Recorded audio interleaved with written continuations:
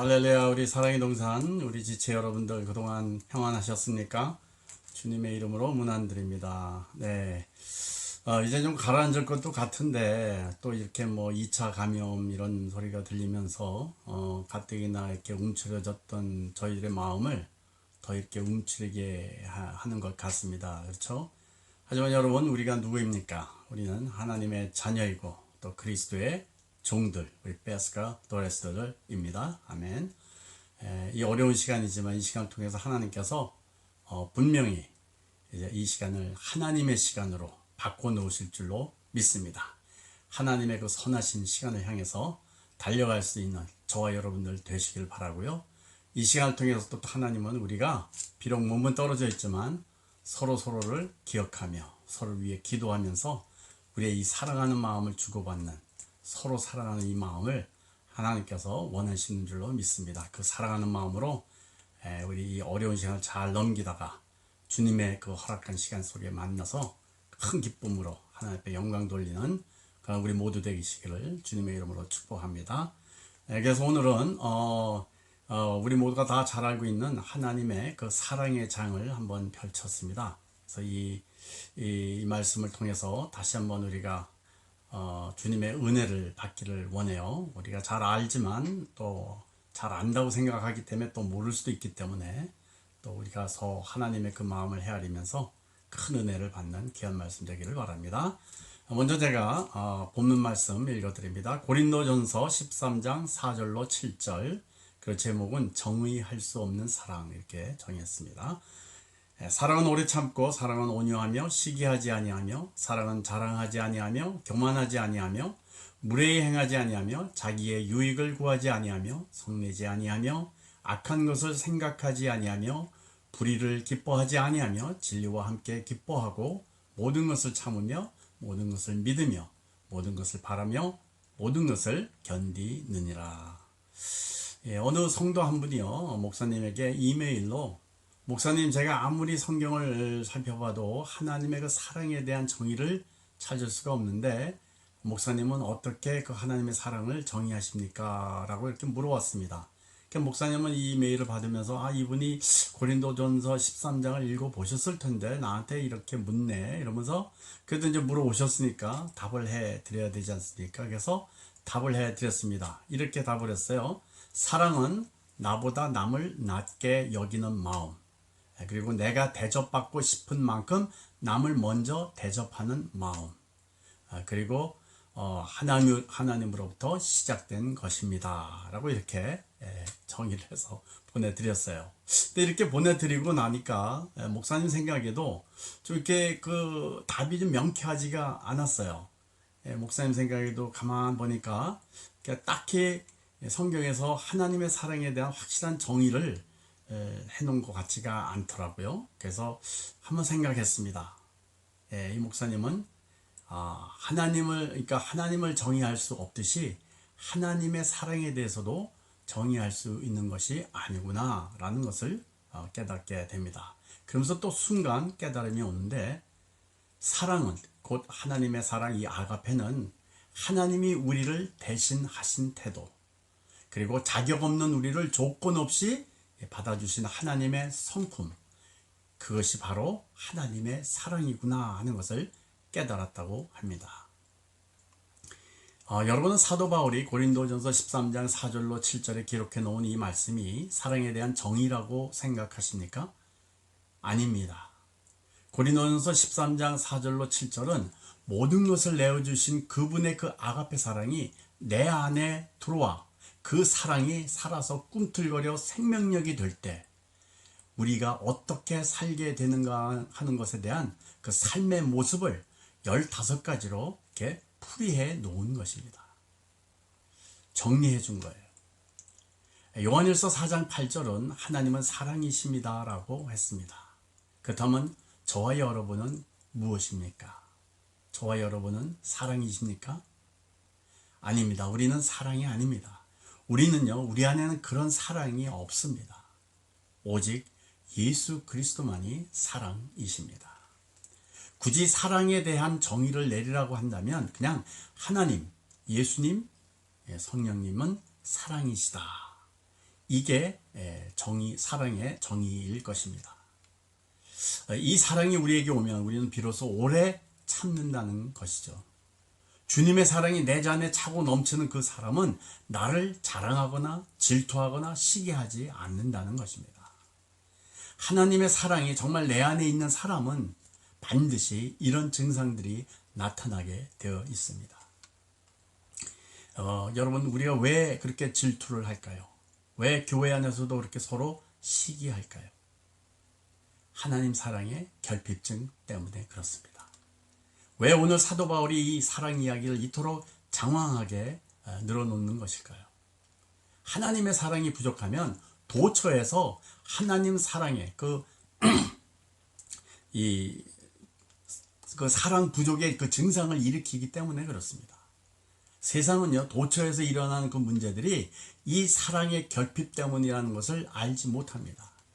그래서 세상은 나름대로 그 생기는 문제들 앞에서 허망하게 그냥 무너져 버리는 것이고, 또 나름 다른 것으로 채우면 된다라고 생각을 해서 돈을 막 벌어보죠. 돈을 벌어보고 또 권력도 잡아보고 명예도 취득해보고 하지만, 명예도 이렇게 얻어보고 하지만 그 문제는 여전히 해결되지를 않습니다.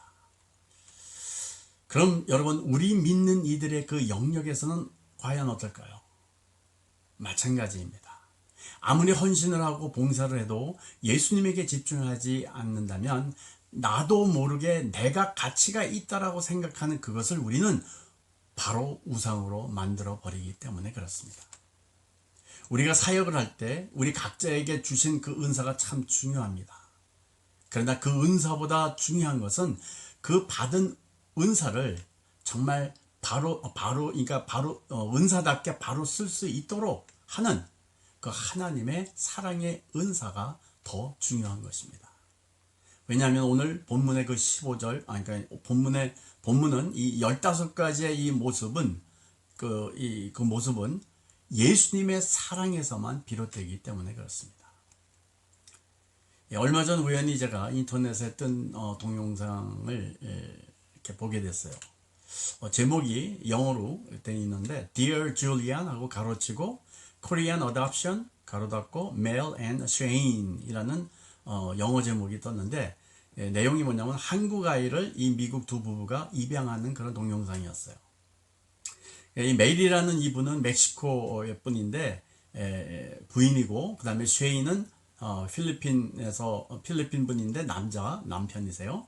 근데 이 두 분은 다 미국서 태어나고 자라서 그런지 완전히 영어권 사람들이더라고요.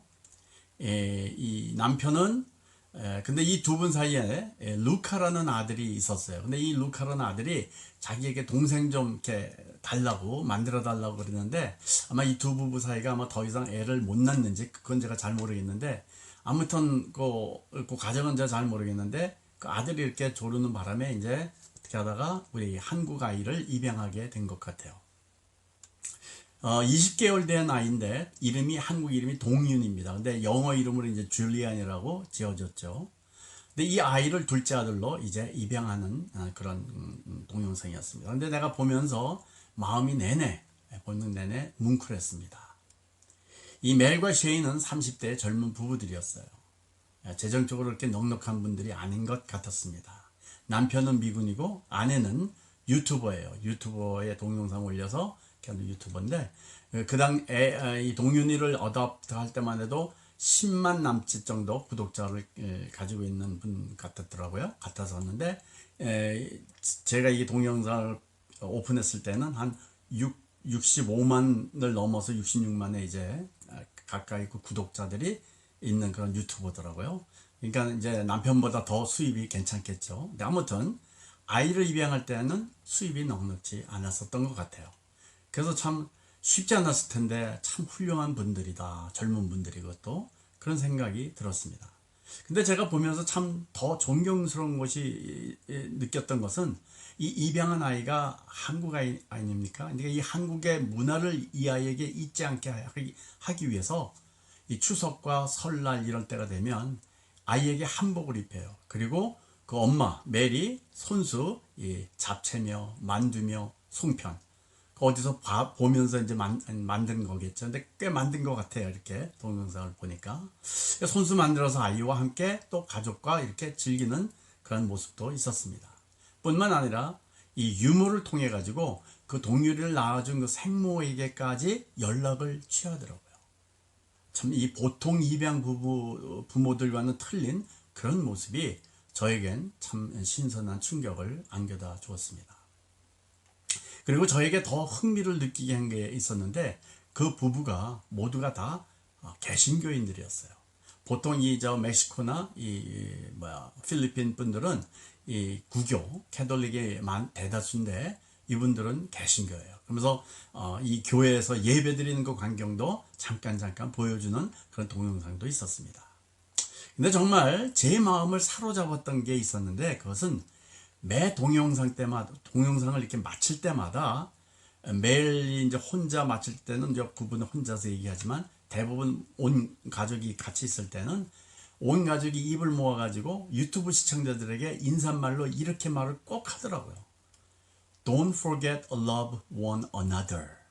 서로 사랑하는 것을 잊지 마세요. 이러면서 꼭 맞춰요. 그게 굉장히 저에게 마음에 참 신선한 충격을 또 줬어요. 그래서 순간 제가 마음에 이 생각이 떠올랐던 게 예수님이 말씀하신 요한복음 13장 34절 35절 말씀이 떠올랐습니다. 새 계명을 너에게 주노니 서로 사랑하라. Love one another. 내가 너희를 사랑한 것 같이 너희도 서로 사랑하라. 너희가 서로 사랑하면 이로써 모든 사람이 너희가 내 제자인 줄 알리라. 여러분, 우리는 교회에서도 또 우리가 3박 4일에서도 사역을 합니다. 그러면 여러분, 사역이 중요합니까? 사역이 중요하지 않습니다. 삶이 중요합니다. 우리가 직장에서 퇴근을 하면서 네, 저 지금 집으로 가정사역하러 갑니다 라면서 이렇게 퇴근하는 사람들이 있습니까? 아니죠. 없습니다. 그럼 여러분, 퇴근하기가 무섭게 그렇게 빨리 집으로 달려가는 이유가 무엇일까요? 아내를 사랑하기 때문에 보고 싶고 아들, 딸들이 너무 사랑스러워서 그 곁으로 막 달려가는 것입니다. 그렇다면 여러분, 그게 사역일까요? 아닙니다. 사랑을 사는 삶입니다. 사랑이 있으면요, 그 어떤 것도 문제가 되지를 않습니다. 그러나 사랑이 없으면 축복받을 일도 문제가 됩니다. 얼마 동안 지속될지는 모르겠습니다. 그러나 코로나를 통해서 우리에게 허락해 주신 그 삶의 현장 속에서 우리를 사랑해 주신 그 사랑을 서로에게 우리가 기도하면서 또 때로는 또 이렇게 연락도 하면서 살아 주었으면 참 좋겠습니다. 그래서 사람들에게 감히 하나님의 사랑은 바로 우리들입니다 라고 이렇게 정의해 줄 수 있으면 참 좋겠어요. 그리고 이번 허락되는 이 82개도 이번에 올라가서 꼭 하나님의 사랑은 바로 나의 모습입니다 라는 것을 보여주면서 하나님의 그 사랑을 정의할 수 있는 그러한 저와 여러분의 귀하고 복된 사역의 현장, 아니 그 사랑을 살아내는 그러한 그 삶의 현장이 되어지기를 주님의 이름으로 축원해 드립니다. 데콜로레스.